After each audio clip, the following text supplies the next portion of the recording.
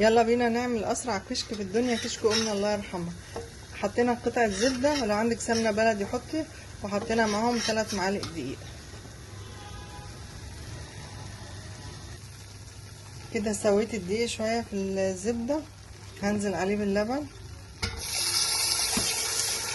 لبن حليب مقلبه فيه زبادي، كيلو لبن مقلبه فيه زبدية. هقلب كويس.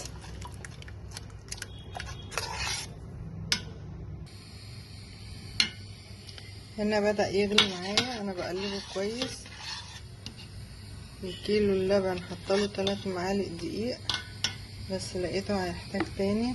زودي بقى انتي بالراحة عشان تشوفي ايه تظبطيه معاكي.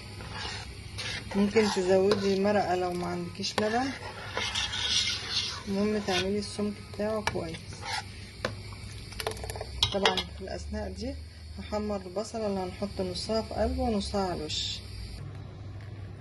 كشك بيغلي وانا معايا هنا المقلاية، حطيت فيها نقطة زيت وحط فيها حتة زبدة لان لسه ما سيحتهاش، فمش هحطها لوحدها.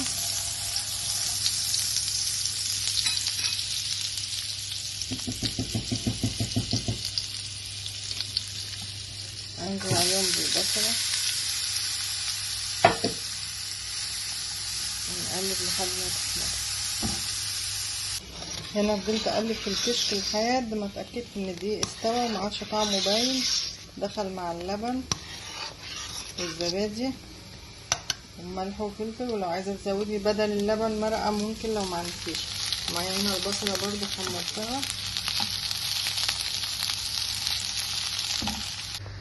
كده الكشك بتاعنا استوى، واتاكدنا زي ما قلنا ان الدقيق ايه داب مع اللبن كويس وما عادش له طعم. ودي البصله الكبيره اللي احنا حمرناها، هناخد منها جزء بس نقلبه في الكشك، الباقي هنشوف هنعمل بيه ايه.